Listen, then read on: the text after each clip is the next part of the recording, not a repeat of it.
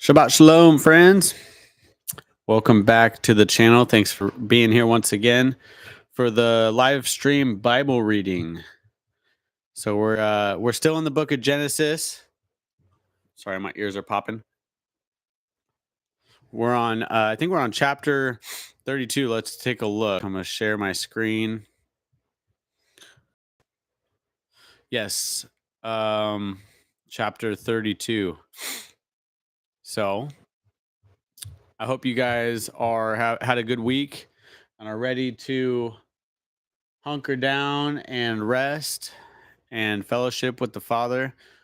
We got some kind of icy and cold weather here for the next 2 or 3 days. We were thinking about going to a fellowship tomorrow, but being that it snowed, well, it was light snow, but super cold, so it's not going anywhere. We're probably just going to hang low tomorrow and do the Bible trivia. If you guys might have saw that already, but we're doing the Bible trivia tomorrow at 3:00 p.m. So if you have a fellowship to go to, that's awesome. Definitely encourage you, if you have people to fellowship with, go fellowship with them. Otherwise, hopefully if you do that, hopefully you're back here and can catch us on the Bible trivia that we're doing live. So I want to say hello to some of you guys in the chat. We got JS Genesis Designs and Richard Barber. Shalom, guys. Scott Z, shalom. Sober Party. Well, heck. Shalom. And Richard Barber, I was reading your testimony in here in the chat, and that's quite amazing and not actually surprising because the Father's in the business of doing miracles still to this day, despite some naysayers that think, when Yeshua ascended back into heaven, that was it, man. People aren't getting healed anymore. Demons aren't getting cast out anymore. I don't know why anybody would think that, because he legitimately told his disciples that they would do these things and greater things. And so it's, we pray in faith. The Father can do whatever he wants, of course, but sometimes he wants to manifest a miracle through our hands and through our prayers. And I've seen healings happen in person. So if you don't know, people can get healed today. They can. I've seen it. It's amazing. And not always do people get healed, though, either. Sometimes we don't get healed. I don't know personally if that's a matter of lack of faith on the person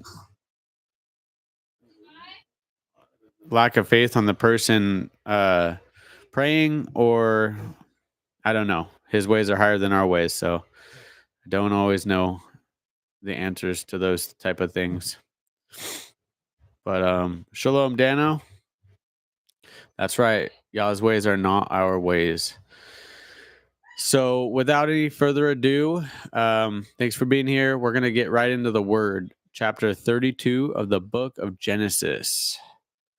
And I'm hoping to make it all the way to chapter 40 today. So we'll see if that's what happens. And Jacob went on his way, and the messengers of Elohim met him. That's plural, messengers of Elohim. And when Jacob saw them, he said, "This is the camp of Elohim." And he called the name of that place Mahanaim. And Jacob sent messengers before him to Esau, his brother, in the land of Seir, the field of Edom.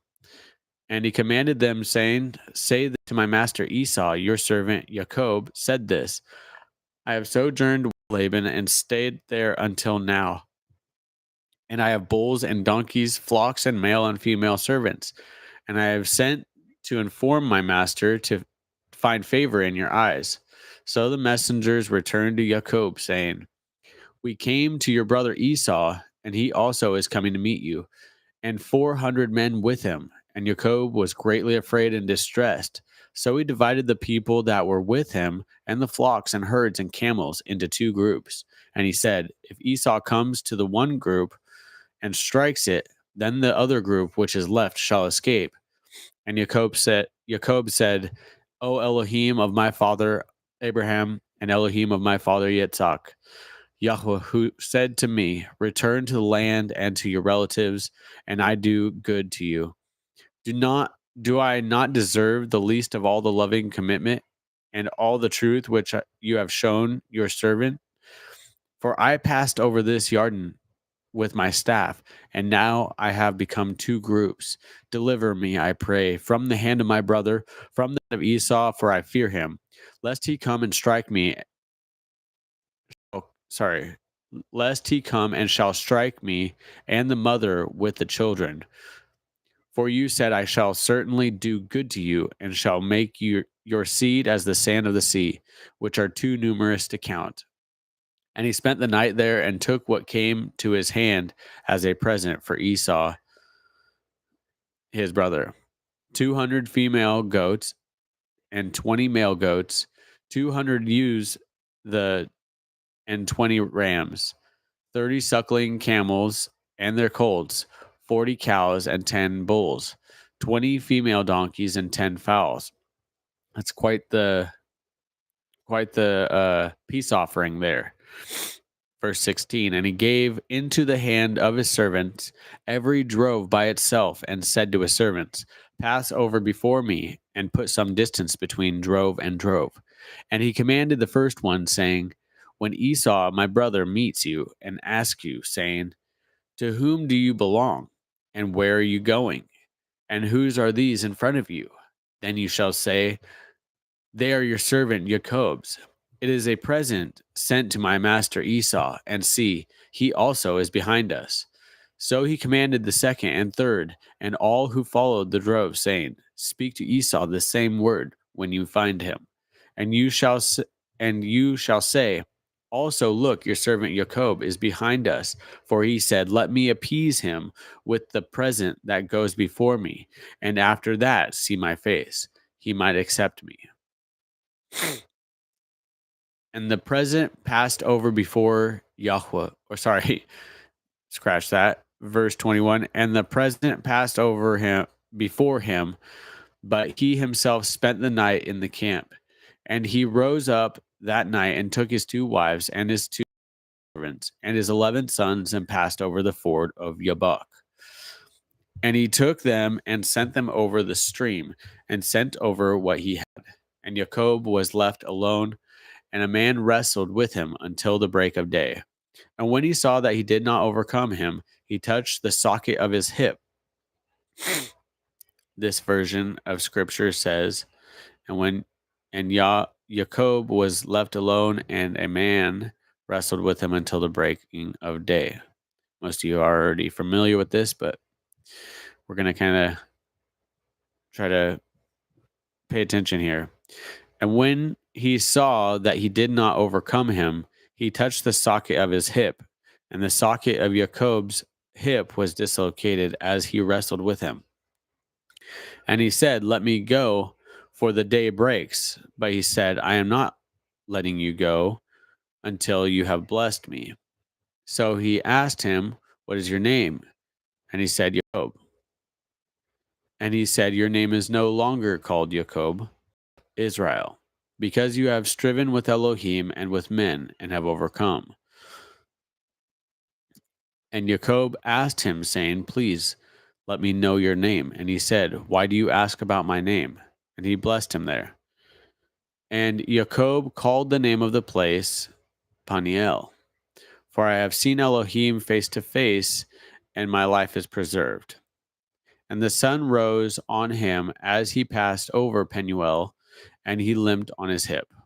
That is why the children of Israel to this day do not eat the sinew of the hip, which is on the socket of the thigh, because he touched the socket of the thigh of Jacob in the sinew of the hip. Obviously, there are many speculations on that scripture. We're not going to speculate today, but we are going to do a video. I'm going to do a video with Brother JS Genesis Designs and Moose from Moose Run Coffee in a couple weeks, and we will likely touch on verses just like this, and we'll do our pontification at that time. Chapter 33. And Jacob lifted his eyes and looked and saw Esau coming, and with him 400 men. And he divided the children among Leah and Rachel and the two female servants. And he put the female servants and their children in front, and Leah and her children behind, and Rachel and Joseph last.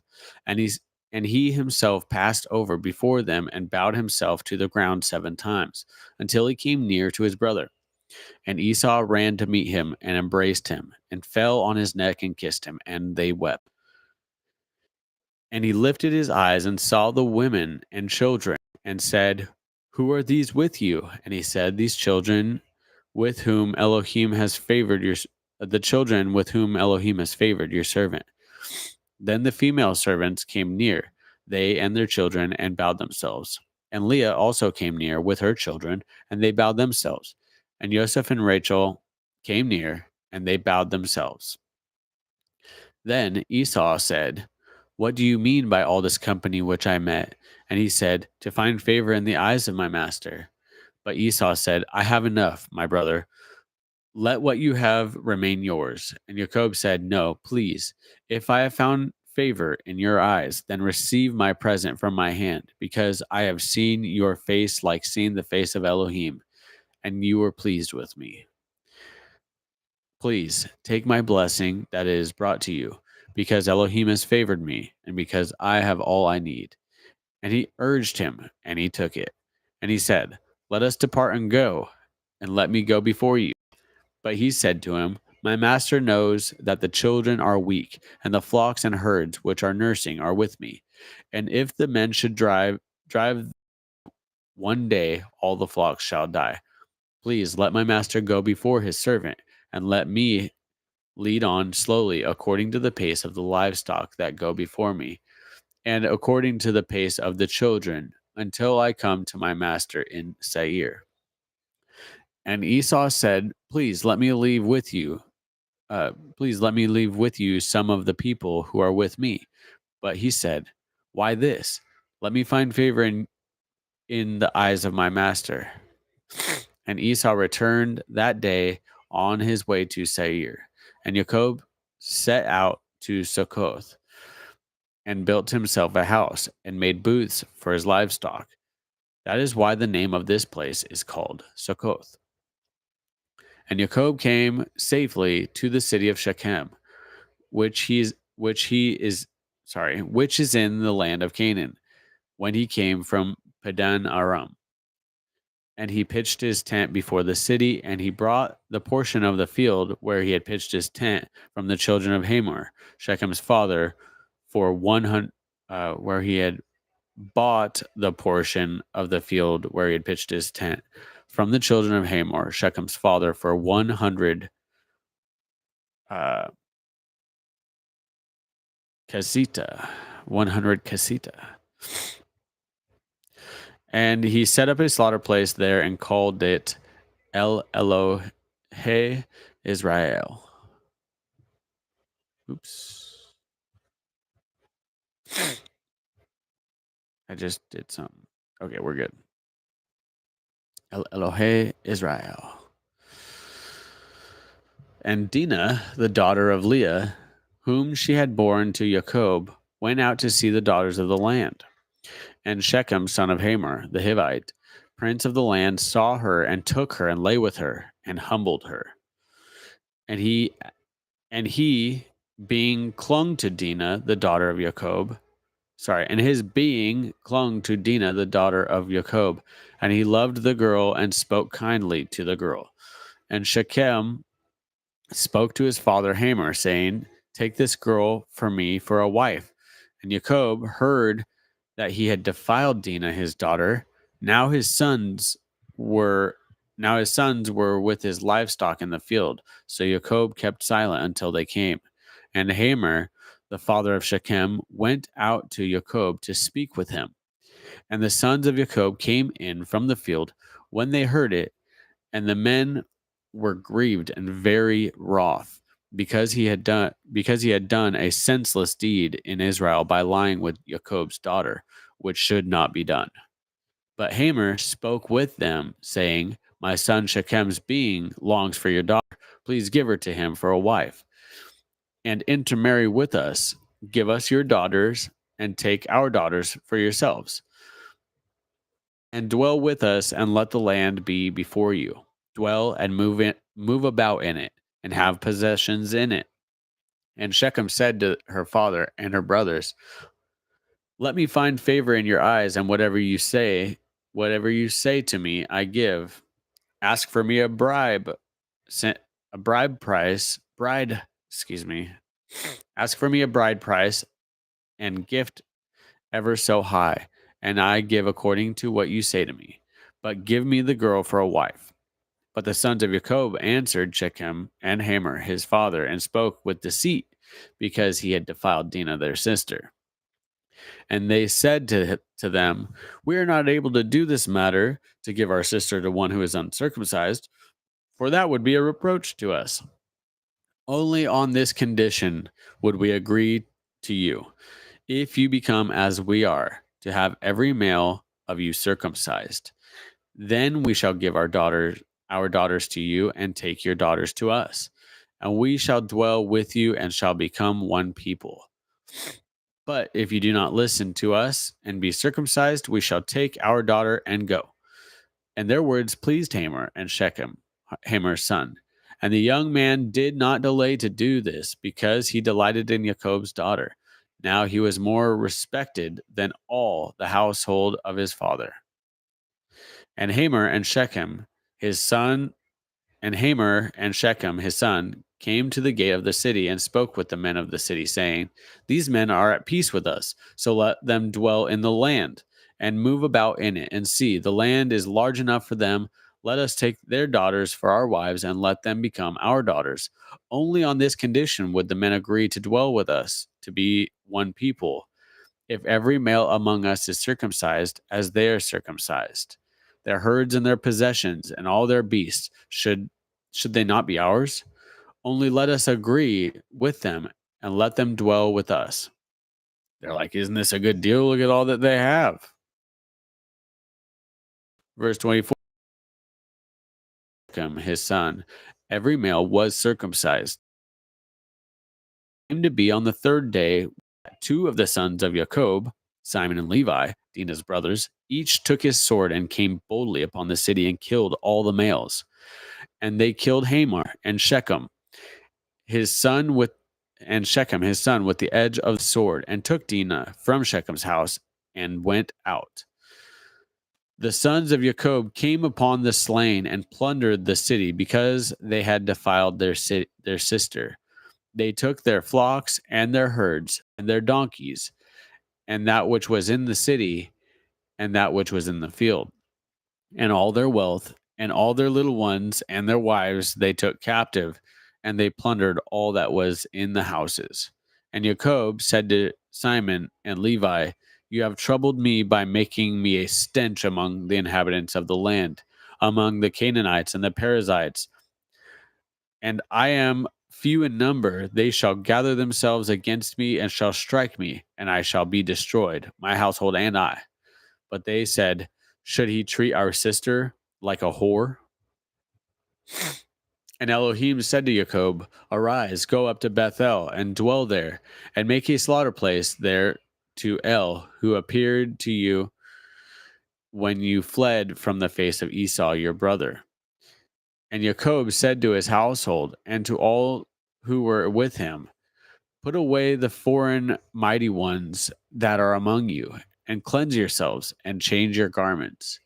And let us arise and go up to Bethel, and let us make there a slaughter place to El, who answered me in the day of my distress, and has been with me in the way which I have gone. So they gave Jacob all the foreign mighty ones which were in their hand, and all their earrings which were in their ears. And Jacob hid them under the terebinth tree which was near Shechem. And they departed, and the fear of Elohim was upon the cities that were all around him, and they did not pursue the sons of Jacob. So to me, it almost sounds like what Jacob was worried about was actually the opposite. It struck fear in them. that two men would go into a city and slaughter all the males over one of their daughters. The zeal comes through in Yah's people right there, if you ask me. But that's one man's opinion. We'll keep reading. Verse 6. And Jacob came to Luz, that is Bethel, which is in the land of Canaan, he and all the people who were with him. And he built there a slaughter place and called that place El Bethel, because there Elohim appeared to him when he fled from the face of his brother. And Deborah, Rebekah's nurse, died, and she was buried below Bethel under the terebinth tree. So the name of it was called Alon Bakuth. And Elohim appeared to Jacob again when he came from Padan Aram, and blessed him. And Elohim said to him, your name is Jacob. Your name is no longer called Jacob. Sorry, your name is Jacob. Your name is no longer Jacob, but Israel is your name. So he called his name Israel. And Elohim said to him, I am El Shaddai. Be fruitful and increase. A nation and a company of nations shall be from you, and sovereigns come from your body. And the land which I gave Abraham Isaac, I give to you, and to your after you I give this land. And Elohim went up from him in the place where he had spoken with him. And Jacob set up a standing column in the place where he had spoken with him, a monument of stone, and he poured a drink offering on it, and he poured oil on it. And Jacob called the name of that place where Elohim spoke with him, Bethel. Then they set out from Bethel, and it came to be when there was but a little distance to go to Ephrath,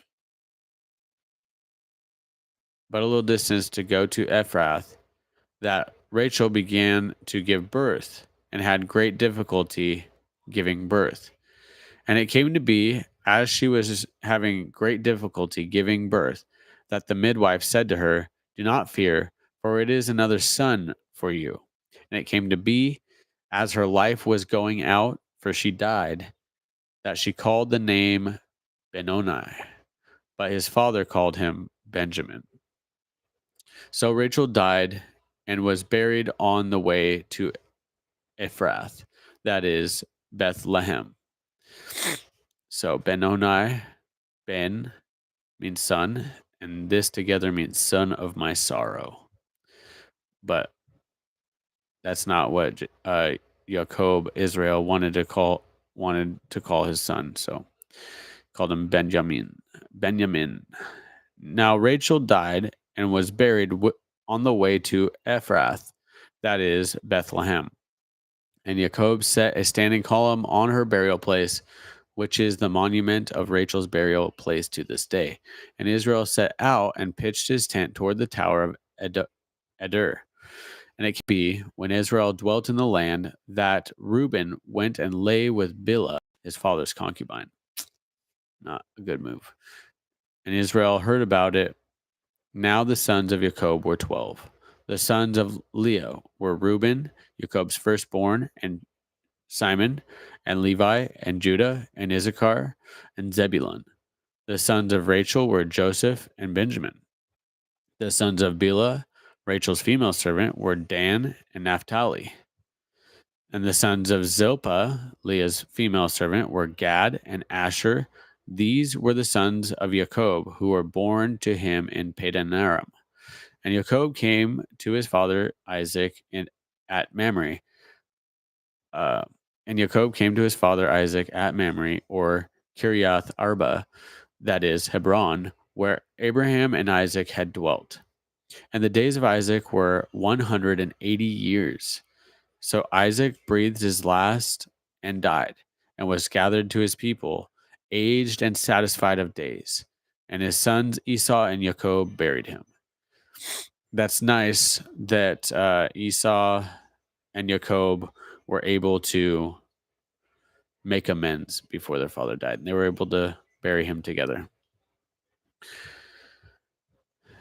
And this is the genealogy of Esau, who is Edom. Esau took his wives from the daughters of Canaan, Ada, the daughter of Elon the Hittite, and Oholibama, the daughter of Anna, the daughter of Sibon the Hivite, and Basemath, Ishmael's daughter, sister of Neboyath, and Ada bore Eliphaz to Esau, and Basemath bore Reuel, and Oholibama bore Yeush, and Yalam, and Korah. These were the sons of Esau who were born to him in the land of Canaan. And Esau took wives, and his sons and his daughters, and all the beings of his household, and his herd, and all his beasts, and his possession, which he had gained in the land of Canaan, and went to the land away from the presence of his brother Jacob. For their possessions were too great for them to dwell together, and the land of their sojourning could not support them because of their herds. So Esau dwelt in Mount Seir. Esau is Edom. And this is the genealogy of Esau, the father of the Edomites in Mount Seir. These were the names of Esau's sons: Eliphaz, son of Ada, wife of Esau, and Reuel, son of Basemath, wife of Esau. And the sons of Eliphaz were Teman, Omar, Sepho, and Gatam, and Kenaz. And Timnah was the concubine of Eliphaz, Esau's son, and she bore Amalek and Eliphaz. We'll see more of him later. These were the sons of Ada, Esau's wife. These were the sons of Reuel, Naath, and Zerah, Shema, and Mizah. These were the sons of Basemath, Esau's wife. These were the sons of Oholibama, Esau's wife, the daughter of Anah, the daughter of Sibon. She bore to Esau Yeush and Yalam and Korah.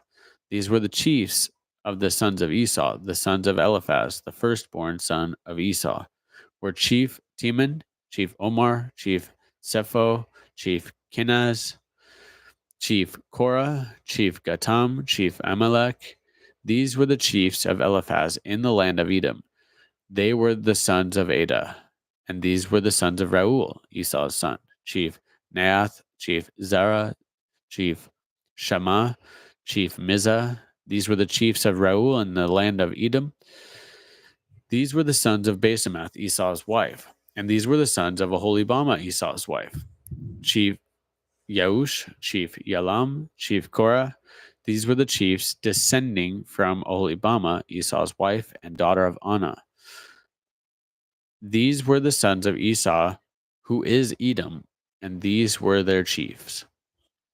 These were the sons of Seir, the Horite, who inhabited the land of Lotan, and Shobal, and Sibon, and Anah, and Dishon, and Etzer, and Dishon, and Etzer, and Dishon. These were the chiefs of the Horites, the sons of Seir, in the land of Edom. And the sons of Lotan were Hari and Hemam. Lotan's sister was Timnah, and these were the sons of Shobal, Halwa, and Manahath, and Ebal, Sepho, and Onam. These were the sons of Sibon, both Aya and Anna. This was the Anna who found the water in the wilderness as he fed the donkeys of his father Sibon. Somebody tell me in the chat where that story is. I just want to cross reference. If you know, put it in the chat. If not, no big deal. Verse 25. And these were the children of Anna, Dishon, and Oholibama, the daughter of Anna. These were the sons of Dishon: Hamdan, and Eshban, and Yithran, and Karan. These were the sons of Etzer: Bilhan, and Zaawan, and Achan. These were the sons of Dishon, Uz, and Aran. These were the chiefs of the Horites: Chief Lotan, Chief Shobal, Chief Sibon, Chief Anah, Chief Dishon, Chief Etzer, Chief Dishon. These were the chiefs of the Horites according to their chiefs in the land of Seir. And these were the sovereigns, or the kings, who reigned in the land of Edom, before any king reigned over the children of Israel. And Bela, the son of Beor, reigned in Edom, and the name of his city was Dinhabah. And Bela died, and Jobab, son of Zerah, and Botzrah reigned in his place. And Jobab died, and Husham of the land of the Timonites reigned in his place. And Husham died, and Hadad, son of Bedad, who struck Midian in the field of Moab, reigned in his place. And the name of his city was Awith. So here's another reference to a story that, off the top of my head, I'm not like super familiar with. Husham died, and Hadad, son of Bedad, struck Midian in the field of Moab. Then Bedad reigned in Hadad's place, and the name of his city was Awith. And Hadad died, and Samlah and Mazrekah reigned in his place. And Salma died, and Shaul of Rehoboth by the river reigned in his place. And Shaul died, and Baal Hanan, that doesn't sound good, son of Achbor, reigned in his place.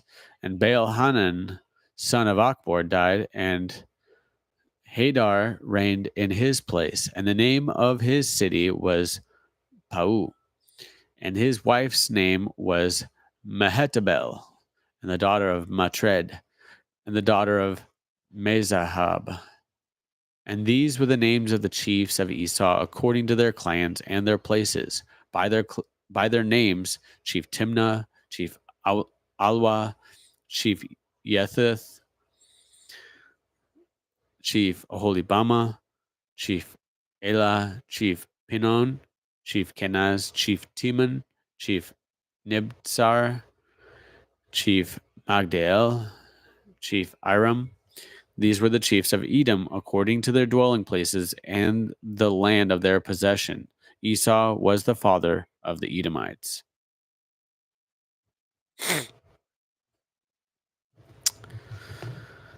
All right. I'm so sorry, but please excuse me. I need to relieve myself right quick.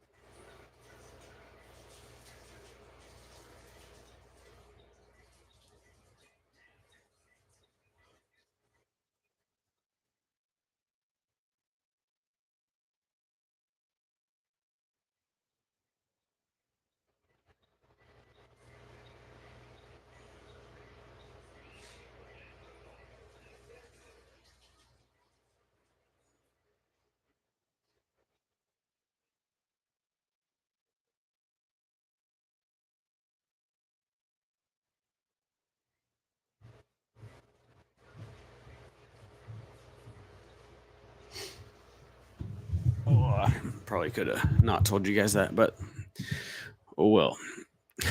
All right. Chapter 37, moving right along. And Jacob dwelt in the land of his fathers, sojourning in the land of Canaan. This was the genealogy of Jacob. Joseph, being 17 years old, was feeding the flock of his brothers, and the young man was with the sons of Bilhah and the sons of Zilpah, his father's wives. And Joseph brought an evil report of them to his father.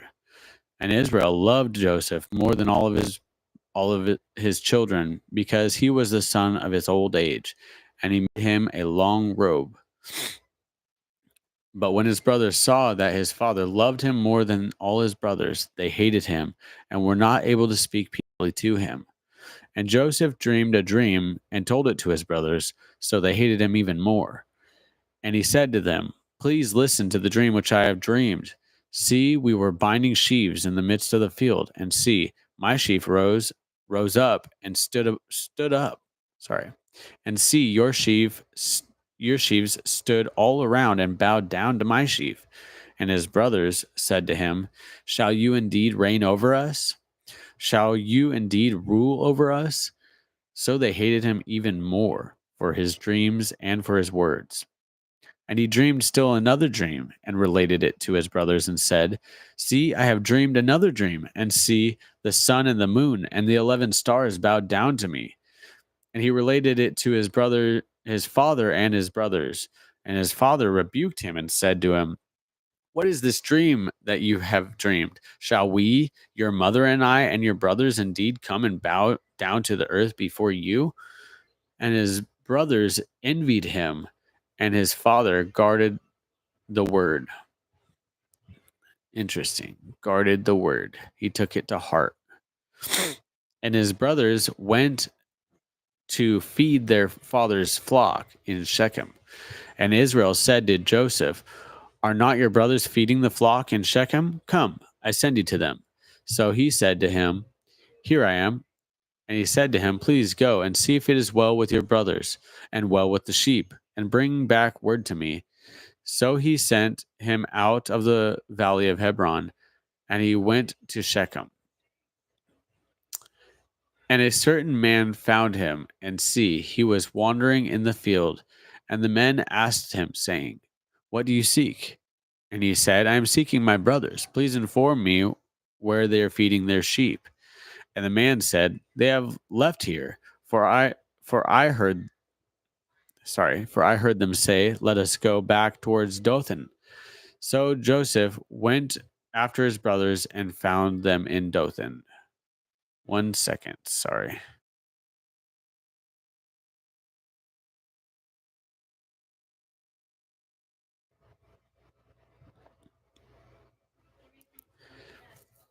And they saw him from a distance, and before he came near them, they plotted against him to kill him. And they said to each other, "See, this master of dreams is coming. Now then, come, let us now kill him and throw him into some pit, and shall say, 'Some wild beast has devoured him.'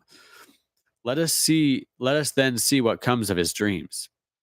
And Reuben heard and rescued him from the hands and said, "Let us not strike his being."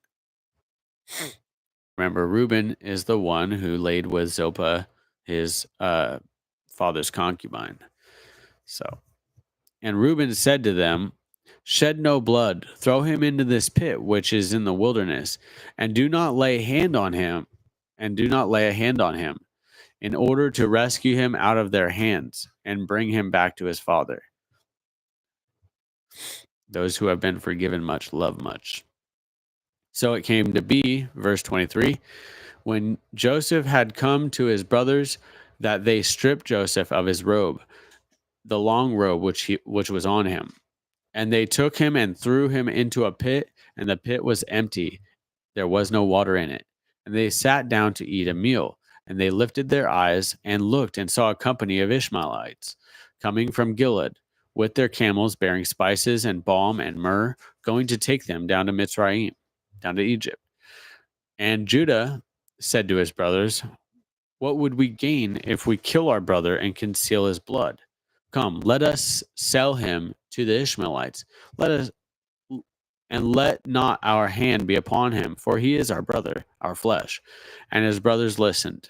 And men, Midianite traders, passed by. So they pulled Joseph up and lifted him out of the pit and sold him to the Ishmaelites for 20 pieces of silver. And they took Joseph to Mitzrayim. You guys probably already know this, but there are a lot of similarities between Joseph and Yeshua, okay? Sold for 20 pieces of silver. Yeshua was sold for 30, but sold for silver nonetheless. Verse 29, and Reuben returned to the pit, and see, Joseph was not in the pit, and he tore his garments. He was trying to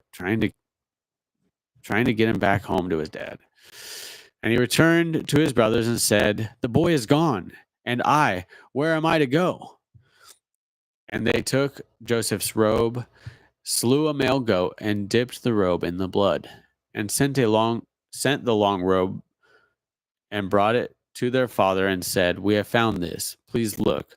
Is it the robe of your son or not?" And he recognized it and said, "It is my son's robe." An evil beast has devoured him. Joseph is torn to pieces. And Jacob tore his garments and put sackcloth on his waist and mourned for his son many days. And all his sons and all his daughters arose to comfort him, but he refused to be comforted, and he said, "Now let me go down into Sheol, into the grave, to my son in mourning." So his father wept for him. Now there is more to Sheol than just the grave, but that will be another video. And the Midianites had sold him in Mitzrayim to Potiphar, an officer of Pharaoh and captain of the guard. There's also a similarity, big similarity between Joseph and Moses, but again, there's a lot of similarities between Moses and Yeshua. So, verse 1, chapter 38.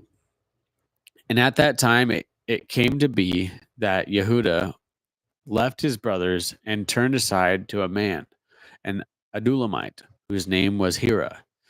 And Yehuda saw there a daughter of a certain Canaanite, whose name was Shua. And he took her and went into her. So she conceived and bore a son, and he called his name And she conceived again and bore a son, and she called his name Onan. Interesting.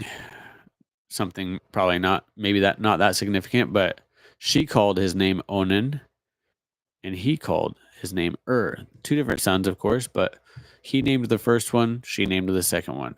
And she conceived yet again, and bore a son, and called his name Shelah. And he was at Kezib when she bore him. And Yehuda took a wife for his firstborn, and her name was Tamar.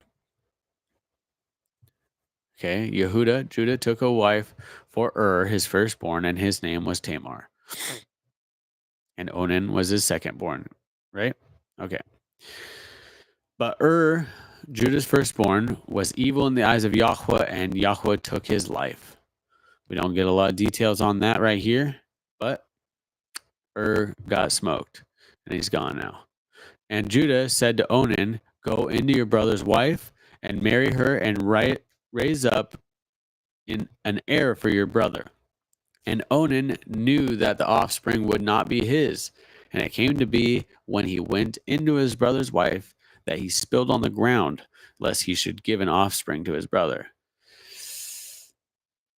But what he did displeased Yahweh, so he took his life too. Smoked. Onan's gone, gone. Then Judah said to Tamar, his daughter-in-law, "Remain a widow in your father's house until my son Shelah is grown." For he said, lest he also die as his brothers did. And Tamar went and dwelt in her father's house. Okay, Tamar is a widow. Died, Onan died. Now she's waiting for Shelah. I think that's what his name was, right? Wait for the youngest to be grown. So she's waiting in her father's house, a widow. And after a long time, the daughter of Shua, Judah's wife, died. And Judah was comforted and went up to his sheep shearers at Timnah, he and his friend Hira the Adulamite. And it was reported to Tamar, saying, "See, your father-in-law is going up to Timnah to shear his sheep." And she took off her widow's garment and covered herself with a veil and wrapped herself and sat at the entrance to Anaim, which was on the way to Timnah. For she saw that Shelah was grown, and she was not given him as a wife. It wasn't going to happen, and she knew it. And Judah saw her and reckoned her for a whore or harlot, for she had covered her face. And he turned aside to her by the way and said, "Please let me come in to you." Very casual. For he did not know that she was his daughter-in-law. And she said, "What do you give me to come into me?" And he said, "Let me send you a young goat from the flock." And she said, "Do you give me a pledge until you send it?" So he said, "Let me send you a young goat from the flock." Sorry. And he said, "Do you give me a..." She said, "Do you give me a pledge till you send it?" And he said, "What pledge should I give you?" And she said, "Your seal and your cord and your staff that is in your hand." And he gave them to her and went into her, and she conceived by him. And she arose and went away and removed her veil and put on the garments of her widowhood. And Judah sent the young goat by the hand of his friend, the Adulamite, to receive his pledge from the woman's hand. But he did not find her. And he asked the men of that place, saying, "Where is the cult prostitute who was beside the way to Anaim?" And they said, "There was no cult prostitute in this place." And he returned to Judah and said, "I have not found her." And the men of this place also said there was no cult prostitute in this place. And Judah said, "Let her take them for herself, lest we become despised. For I sent this young goat and have not found her." And it came to be about 3 new moons after that Yehuda was informed, saying, Tamar, your daughter-in-law, has whored, and she has conceived by whoring. And Yehuda said, "Bring her out and let her be burned." When she was brought out, she went to her father-in-law, saying, "By the man to whom these belong, I am pregnant." And she said, "Please examine those whose these are, the seal and the cord and the staff." And Judah examined and said, "She has been more righteous than I, because I did not give her Shelah, my son."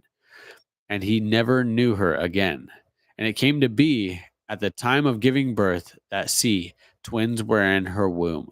And it came to be when she was giving birth that the one put out his hand, and the midwife took a scarlet thread and bound it on the hand, saying, "This one came out first." And it came to be, as he drew back his hand, that see, his brother came out, and she said, "How did you break through? This breach be upon you." So his name was called Peretz. And afterward his brother came out, who had the scarlet thread on his hand. So his name was called Zerah. And Joseph had been taken down to Mitzrayim, and Potiphar, an officer, is like, meanwhile, Joseph was taken down to Egypt. And Potiphar, an officer of Pharaoh, captain of the guard, and a Mitzrayim, brought him from the Ishmaelite who had taken him down there. And it came to be that Yahweh was with Joseph, and he became a prosperous man, and was in the house of his master, the Mitzrayim, the Egyptian. And his master saw that Yahweh was with him, and that Yahweh made all he did to prosper in his hand. Hallelujah. So Joseph found favor in his eyes and served him, and he appointed him over his house and gave into his hand all that he had. And it came to be from the time that he appointed him over his house and all that he had, that Yahweh blessed the Egyptian's house for Joseph's sake. And the blessing of Yahweh was on all that he had in the house and in the field.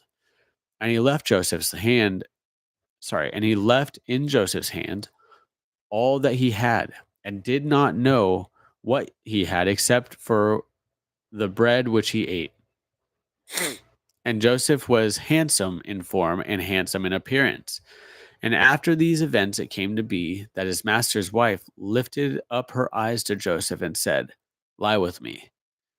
But he refused and said to his master's wife, "Look, my master does not know what is with me in the house, and he has given into my hand all that he has. No one is greater in this house than I, and he has not withheld whatever from me but you, because you are his wife. And how shall I do this great evil and sin against Elohim?" And it came to be as he spoke to Joseph she spoke to Joseph day by day, that he did not listen to her, to lie with her, to be with her. And it came to be on a certain day when Joseph went into the house to do his work, and none of the men of the house was inside, that she caught him by his garment, saying, "Lie with me."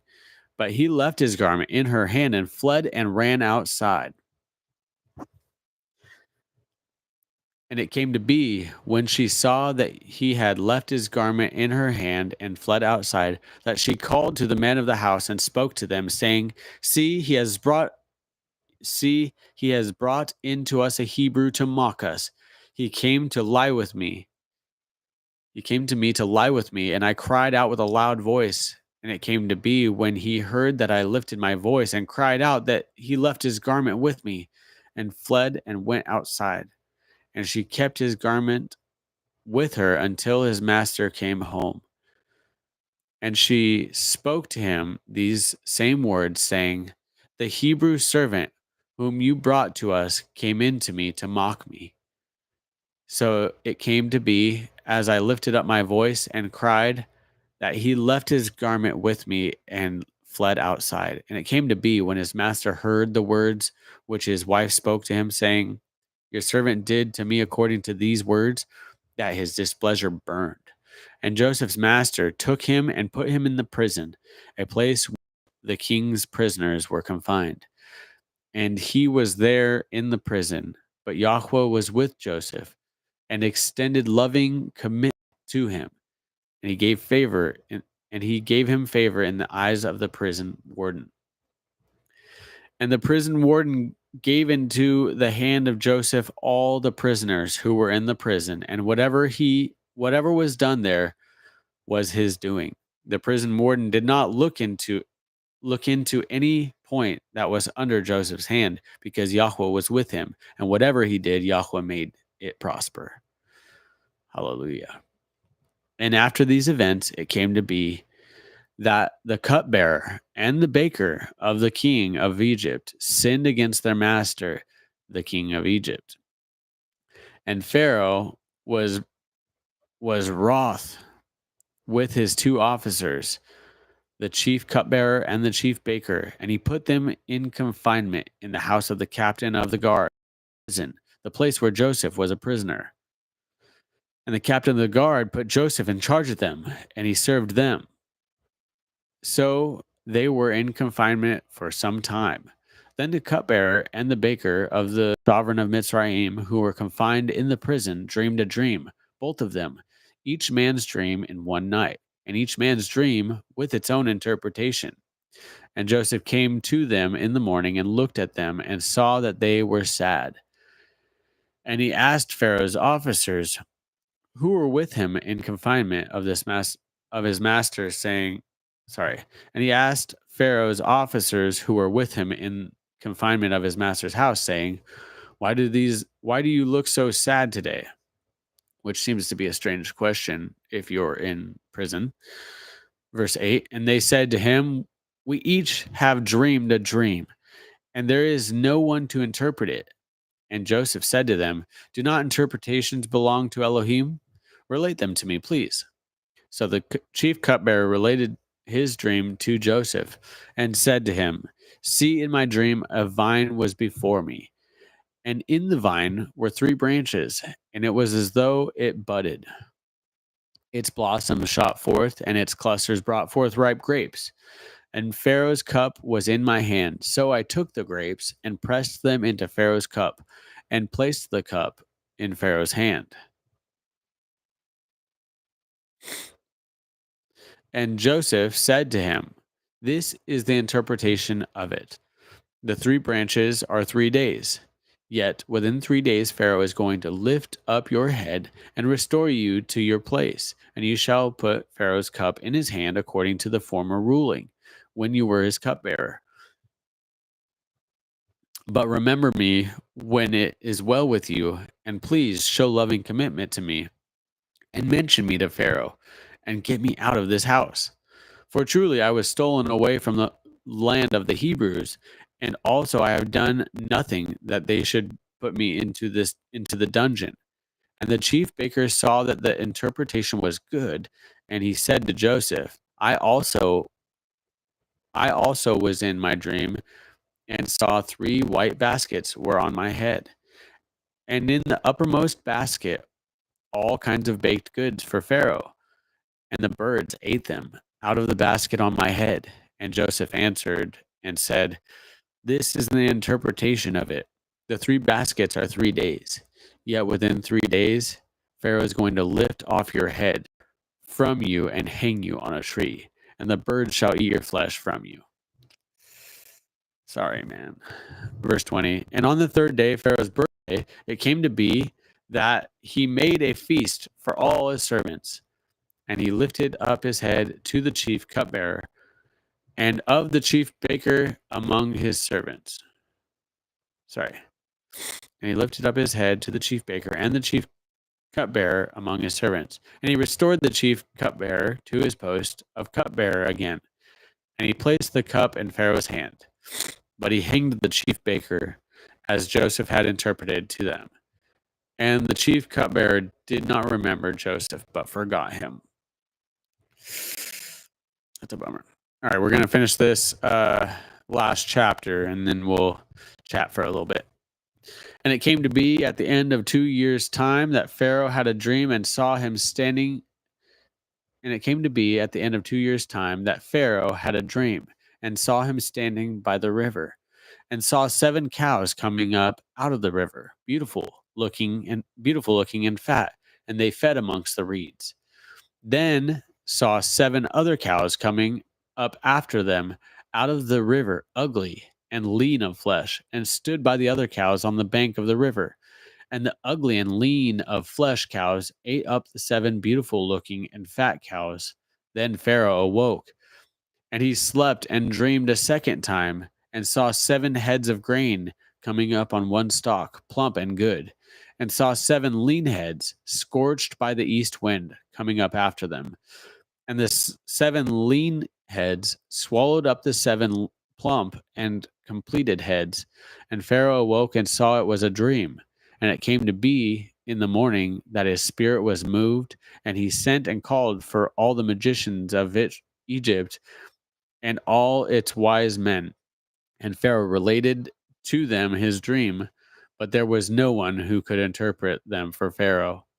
Then the chief cupbearer spoke to Pharaoh, saying, I remember my crimes this day, when Pharaoh was wroth with his servant and put me in confinement in the house of the captain of the guard, both me and the chief baker. Each one of us dreamed a dream in one night, he and I. Each of us dreamed according to the interpretation of his own dream. And there was with us a Hebrew youth, a servant of the captain of the guard, and he related to him, and he interpreted our dreams for us. To each man he interpreted according to his own dream. And it came to be, as he interpreted for us, so it came to be.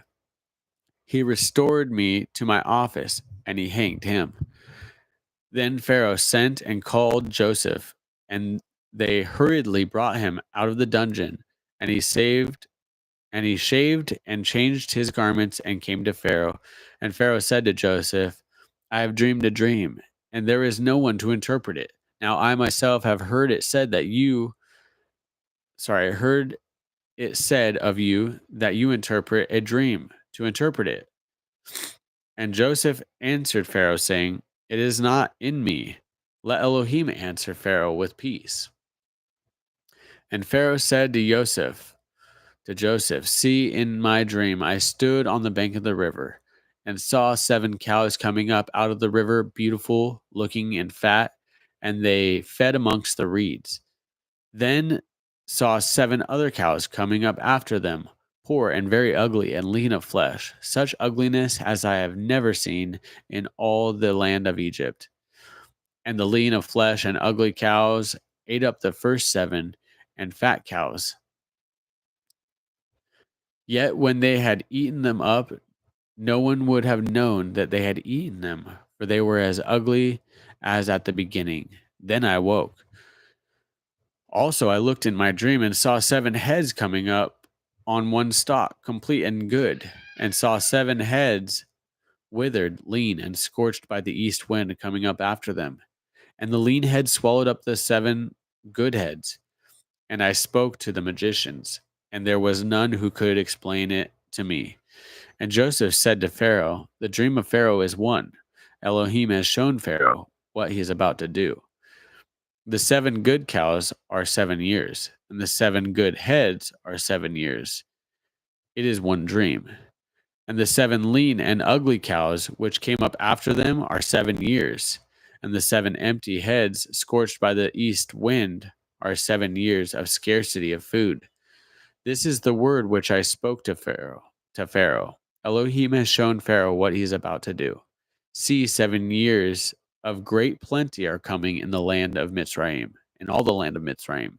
But after them, 7 years of scarcity of food shall arise, and all the plenty be forgotten in the land of Mitzrayim. And the scarcity of food shall destroy the land. And the plenty shall not be remembered in the land because of the scarcity of food following, for it is very severe. And the dream was repeated to Pharaoh twice because the word is established by Elohim, and Elohim is hastening to do it. And now let Pharaoh look for a discerning and wise man, and set him over the land of Mitzrayim. Let Pharaoh do this, and let him appoint overseers over the land to take up 1/5 of the land of Mitzrayim in the 7 years of plenty, and let them gather all the food of those good years that are coming, and store up grain under the hand of Pharaoh, and let them keep food in the cities. And the food shall be for a store and for the land for the 7 years of scarcity of food, which shall be in the land of Mitzrayim. And do not let the land be cut off by the scarcity of food. And the word was good in the eyes of Pharaoh and in the eyes of all his servants. And Pharaoh said to his servants, could we find another like him, a man in whom is the spirit of Elohim? Then Pharaoh said to Joseph, since Elohim has shown you all this, there is no one as discerning and wise as you. Be over my house, you yourself, and at your mouth all my people shall kiss. Only in the throne I am greater than you. And Pharaoh said to Joseph, see, I have set you over all the land of Mitzrayim. And Pharaoh took his seal ring off his hand and put it on Joseph's hand. And he dressed him in garments of fine linen and put a gold chain around his neck. And he had him ride in the second chariot with which he had. And they cried out before him, bow the knee, and set him over all the land of Mitzrayim. And Pharaoh said to Joseph, I am Pharaoh, and without a word from you, let no man lift his hand or foot in all the land of Mitzrayim. And Pharaoh called Joseph's name Zaphnath Paneah, and he gave him as a wife Azaneth, the daughter of Potipharah, priest of On. And Joseph went out over all the land of Mitzrayim. Joseph was given the name Zaphnath Paneah. Remember that in the trivia. That could be a trivia question. Verse 46. Now, Joseph was 30 years old when he stood before Pharaoh, sovereign of Mitzrayim. Interesting age. When he stood before Pharaoh, sovereign of Mitzrayim. And Joseph went out from the presence of Pharaoh and went throughout all the land of Mitzrayim. And in the 7 years of plenty, the ground brought forth generously. And he gathered all the food of the 7 years which were in the land of Mitzrayim, and laid up the food in the cities. He laid up in every city the food of the fields which surrounded them. Thus Joseph gathered very much grain as the sand of the sea, until he ceased counting, for it was without number.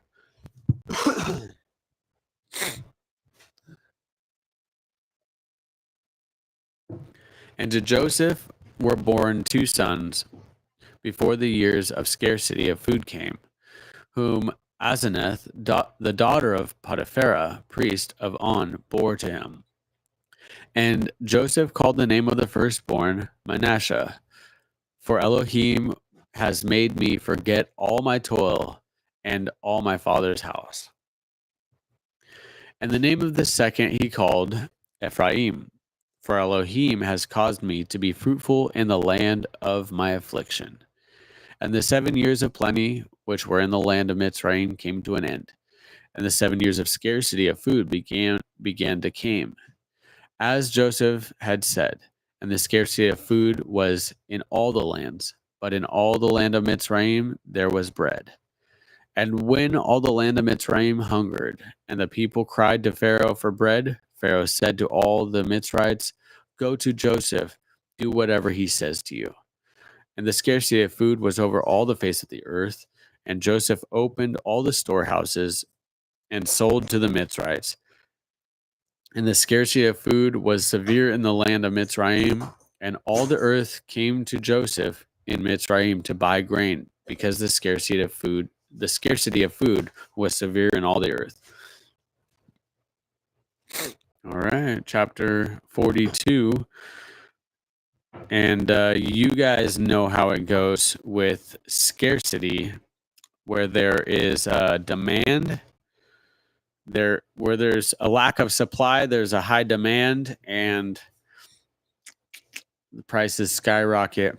And as we will continue to read in the next chapter, chapter 42, they pretty much bought up every piece of available real estate, if you would call it that, and pretty much became like the power of the entire world under the guide of Joseph, who was blessed by Yah. So yeah, lots of good stuff in this. I've mentioned it before. Genesis is one of my favorite. Just get like a lot of history in one book, and it walks you right through. So pretty cool stuff. Not bad timing either. We got an extra chapter, and then I was planning on reading today, so that's good. So we got I think we got 9 chapters left. In I think we'll be back Monday for more reading. Maybe Sunday. I'm not sure. Got 16 people in here. Who's in the chat? Let's talk about it. What did you take away from what we read today? Was there anything that stood out? I can't help but parallel the lives of Joseph and Yeshua, and Joseph at 30 years old came under the presence of the king, and that's pretty much when Yeshua was baptized, and Yah said, "This is my beloved son in whom I'm well pleased." Obviously, Pharaoh's not Yah, but Joseph's not Yeshua either. The current northern house. In literature, those are there's like an actual word for it, but it's where something symbolic happens and it foreshadows what's about to come. Yep, a lot of foreshadowing there.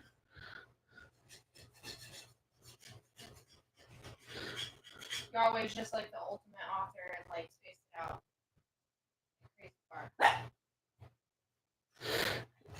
Be nice if y'all in the chats made a list of divided for our future roundtable. Of divided. For our future roundtable, we're gonna learn together, Yah willing. Yeah, we're gonna be talking about a lot of stuff. One of the things I glossed over, because to be honest, I'm kind of like, I don't have 100% conviction on exactly what I believe about Jacob wrestling with presumably Elohim. Some say it was an angel, some say it was Yeshua, some say it was God himself. I'm not going to really put my horse in the race at this point. I don't know. I really don't. I mean, it says Elohim wrestled with Elohim. It says that. But we know that no man has seen Elohim face to face and lived. So, I mean, just to look at him and die would be one thing, but to grapple with him, I just it's not the Father in my perspective. That's not who he wrestled with. So what did happen? Also, I think we have to translate what is Elohim, the word that we see for Elohim, right? Lots of other texts, like Enoch calls the messengers sons of Elohim. Isn't there also a scripture? I'm sorry to interrupt. Isn't there also scripture that calls us like little elves? Elves, yeah. Yep. A lot of people are quick to draw their own conclusion and claim it to be fact. I hesitate to do that, even when the logic is sound. And yeah, and that's where I'm unlearning so many things that I believe to be fact. I mean, outlaw by choice, saved by grace, and now I'm keeping Torah and encouraging others to do so, wearing tzitzits even, and to remember to do and keep his commandments, right? Like in the book of Numbers, chapter 15 tells us, we read that recently, tells us about keeping on the tassels to do and keep his commandments. So yeah, I'm not dogmatic in very many of my beliefs. I wouldn't say any of them, because there are certain things that I do hold to pretty firmly. But if scripture points me in a different direction, then in that direction I go.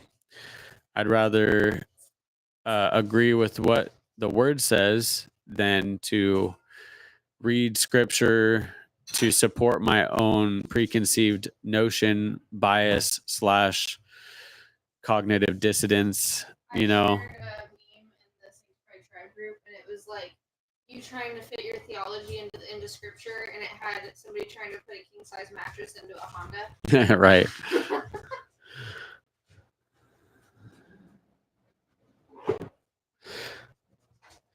Yeah, so we got a lot more people in the chat. We got 18 people here. Bless you guys. Thanks for listening. I hope that this was edifying.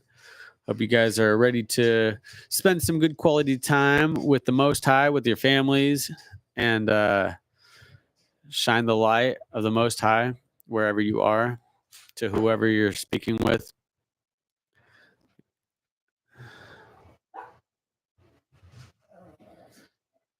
People have changed what grace really means. Yeah, it's true. Well, we define things in our own the way we want to. Like jealousy is a good example of that. I probably have used this example on here before by now, but jealousy is not what we know it to be.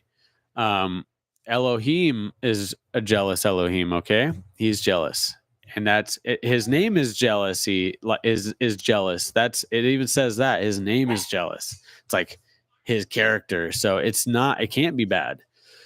The difference is people use the word jealous in place of envy. Now, okay, so envy is a sin. One of the 10 commandments. We should not envy our neighbor's house, their manservant, maidservant, their donkey, whatever is theirs. We should not envy. The difference between envy and jealousy is that jealousy is when you're protective of what is yours.